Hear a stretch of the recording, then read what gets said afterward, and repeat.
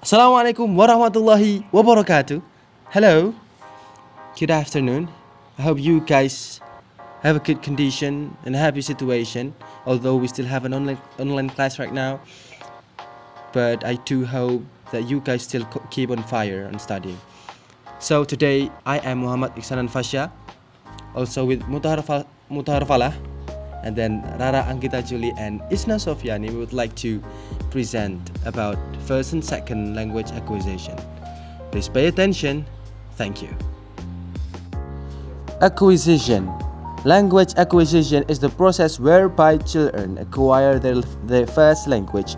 All humans, without exceptional physical or mental disabilities, have an innate capability to acquire language. Acquisition occurs passively and unconsciously through implicit learning. In other words, children do not need explicit instruction to learn their first language, but rather seem to just pick up language in the same way they learn to roll over, crawl, and walk. Language acquisition in children just seems to happen. The acquisition schedule. There are 4 stages divided in acquisition schedule. Here they are. Cooing and babbling. The earliest use of speech-like sounds has been described as cooing. During the first few months of life, child produce sequence of vowel-like sounds, particularly high vowels similar to e and u. By 4 months of age, create sounds similar to velar consonant k and g, hence the common description as cooing and cooing. By the time they are 5 months old, babies can already hear the difference between the vowel e and a, and discriminate between syllables like ba and ga. Between 6 and 8 months, the child is sitting up and producing a number of different vowels and consonants, as well as combination such as ba ba and ga ga. This type of sound production is described as babbling. Around 9 to 10 months, there are recognizable intonation patterns to the consonant and the vowel combination being produced. More common and certain syllable sequence such as ma ma ma and ta ta ta are inevitably interpreted by parents as version of mama and tata, and repeated back to the child. And during the 10th and 11th month, they become capable of using their vocalization. This late babbling stage is characterized by more complex syllable combination, ma, da, ka, ba, lots of sound play and attempted imitation. The second one is one-word stage. Between 12 and 18 months, children begin to produce a variety of recognizable single-unit utterance. This period, traditionally called the one-word stage, speed in which single terms are uttered for everyday objects such as milk, cookie, cat, cup, and spoon, usually pronounced spoon. Two-word stage. The two-word stage can begin around 18 to 20 months, as the child's vocabulary moves beyond 50 words. By the time the child is 2 years old, a variety of combinations similar to baby chair, mommy eat, cat bed will usually have appeared. By the age of 2, whether the child is producing 200 or 300 distinct words, he or she will be capable of understanding 5 times as many. The next one is telegraphic speech. Between 2 and 2.5 years old, the child has clearly developed some sentence building capacity by this stage and can get the word order correct. While this type of telegram format speech is being produced, a number of grammatical inflections begin to appear in some of words from, and a simple preposition in, on are also used. By the age of 2.5, the child's vocabulary is expanding rapidly and the child is initiating more talk while encouraged physical activity includes running and jumping. By 3, the vocabulary has grown to hundreds words and pronunciation has become closer to the form of adult language. The next, the acquisition process. Accurate view would have the children actively constructing from what is said to them possible ways of using the language. The child's linguistic projection appears to be mostly a matter of trying out construction and testing whether they work or not. One factor that seems to be important in the child's acquisition process is the actual use of sound and words combination, either in interaction with others or in wordplay alone. Developing syntax. Definition. Syntax is the organization and structure of a sentence components. On the discourse of syntax, one can analyze utterance by splitting them into smaller units. Nevertheless, it is important to define these concepts used in practicing this analyzing in order to avoid confusions. These words can be divided into classes such as noun, verb, adverb, adjective, conjunction, interjection, numeral, pronoun, and preposition. Clause defined in phrases from the two-word stage. First, daddy kick, subject verb. Second, shut door, verb subject. Third, their teddy, adverbial subject. Fourth, she cold, subject adverbial.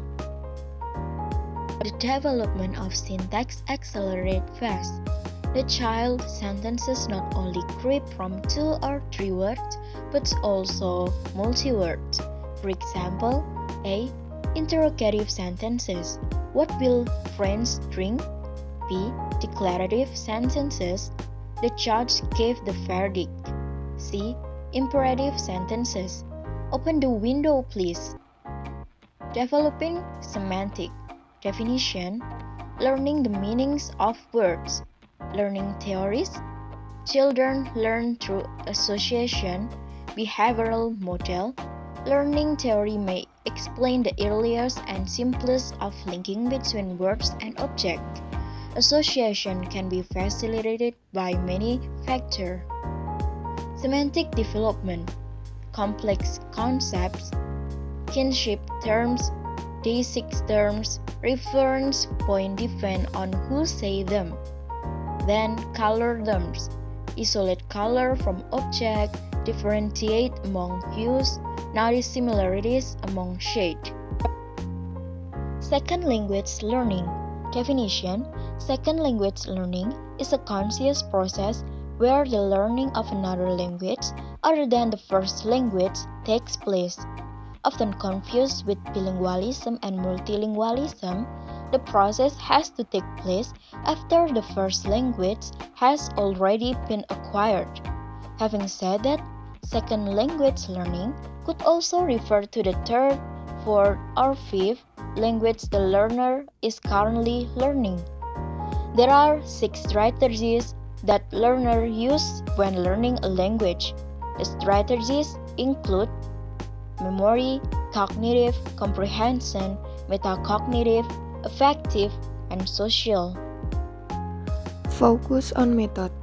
Despite all these barriers, the need for instruction in other language has led to a variety of educational approaches and methods aimed at fostering learning. As long ago as 1483, William Caxton used his newly established printing press to produce a book of very good learning to learn shortly French and English. He was not the first to compile exercise material for learners, and his praise book format with custom Eric greetings or "Sire, could you keep? I have not seen you in a long time" has many modern counterparts. More recent approaches designed to promote learning have tended to reflect different theoretical views on how an might best be learned. The grammar translation method. The most traditional approach is to treat learning in the same way as any other academic subject. Vocabulary lists and sets of grammar rules are used to define the target of learning. Memorization is encouraged, and written language rather than spoken language is emphasized. This method has its roots in the traditional teaching of Latin and is described as the grammar translation method. The audiolingual method, a very different approach emphasizing the spoken language, became popular in the middle of the 20th century.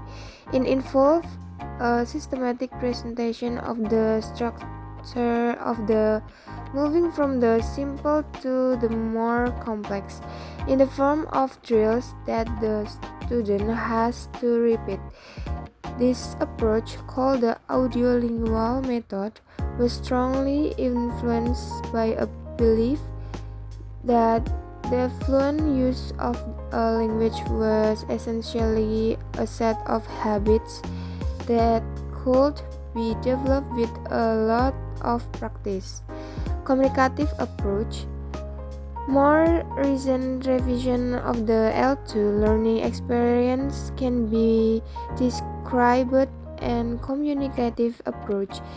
They are partially a reaction against the artificiality of pattern practice and also against the belief that consciously learning the grammar rules of a language will necessarily result in ability to use the language. Although there are many different versions of how to create communicative experience for L2 learners. They are all based on a belief that the functions of language, or what is used for, should be emphasized rather than the forms of the language or correct grammatical or phonological structure. Focus on the learner. The most fundamental change in the area of L2 learning in recent years has been a shift from concern with the teacher, the textbook, and the method to an interest in the learner and the acquisition process. The more recent acceptance of such errors in learners' use of the L2 is based on a fundamental shift in perspective from the more traditional view of how L2 learning takes place. Transfer. Transfer means use sound expression of structure from the L1 when performing in the L2.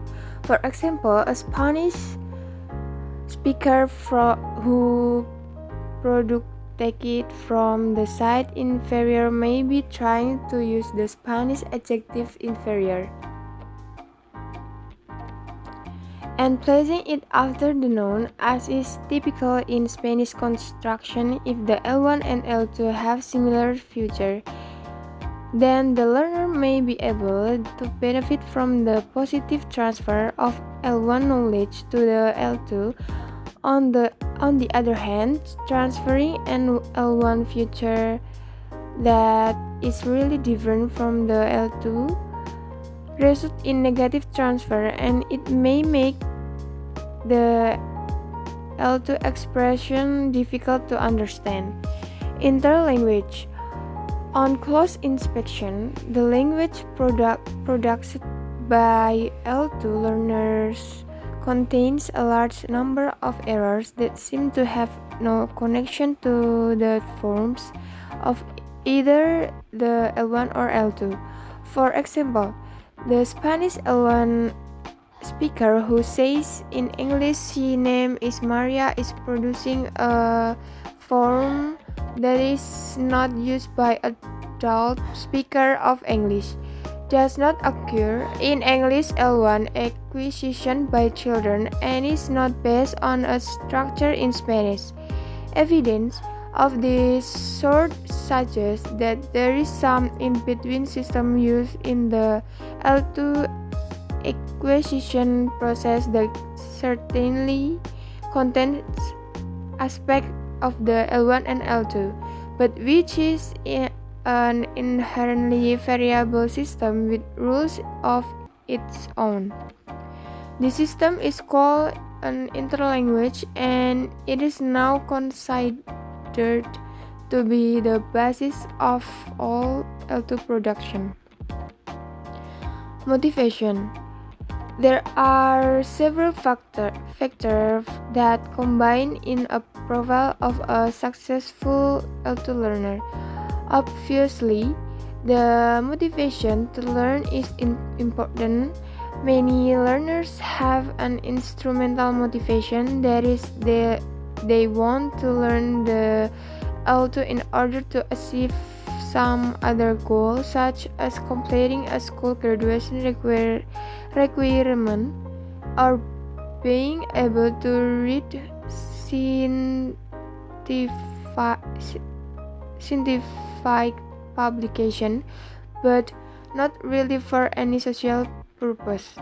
So, motivation may be as much as a result of success as a cause. A language learning situation that provides support and encourage students to try to use whatever L2 skill they have in order to communicate successfully must consequently be more helpful than one that dwells on errors, correction, and a failure to be perfectly accurate. Input and output. Input can be made comprehensible by being simpler in structure and vocabulary, as in the variety of speech called foreigner talk. Native speaker of English may, as in the variety of speech called foreign talk, native speaker of English may try to ask an international student, how are you getting on in your studies? But if not understood, may switch to English class. You like it? This type of foreigner talk may be beneficial not only for immediate communicative success but also for providing the beginning learning with clearer and comprehensible example of the basic structure of the L2 as input. Negotiate input is L2 materials that the learner can acquire in interaction through request for clarification while active attention is being focused on what is said. What is communicative competence? So, the communicative competence is communicative skill, whether in teacher training classes or to be interested outsiders. Is our capacity to use language in conversation to interpret signals and to make ourselves heard in response. Communicative competence include 4 aspects. Number 1 is grammatical competence. Number 2 is sociolinguistic competence. Number 3 is discourse competence, and 4 is strategic competence. And the definition of applied linguistics is an interdisciplinary discipline that recognizes, explores, and provides solutions to language-related real-life problems. Some of the academic fields to applied linguistics include education, psychology, communication, anthropology, and sociology. Applied linguistics is an interdisciplinary area of expertise. Significant branches of applied linguistics include bilingualism and multilingualism, communication analysis, contrasting linguistics and sign linguistics, language evaluation, literature, discourse analysis, language teaching and second language study, language and policy planning, interlinguistic, stylistic, language teaching, pragmatics, forensic linguistics, and translation. Okay, guys, that's all from us, and thank you so much for listening, also for paying attention to our presentation today. And we do hope you guys can understand what we have just explained. Also, we do apologize for every single mistake that we made during the presentation. And the last one, if you guys want to gain more understanding about linguistics, especially first and second language acquisition that we've just explained, you guys can go to the handbook that Mr. Robert has given weeks ago. The title is The Study of Language, for edition by George Yule. That's all. Thank you so much. Wassalamualaikum warahmatullahi wabarakatuh. You guys have a great day. Don't forget to like, subscribe. Thank you.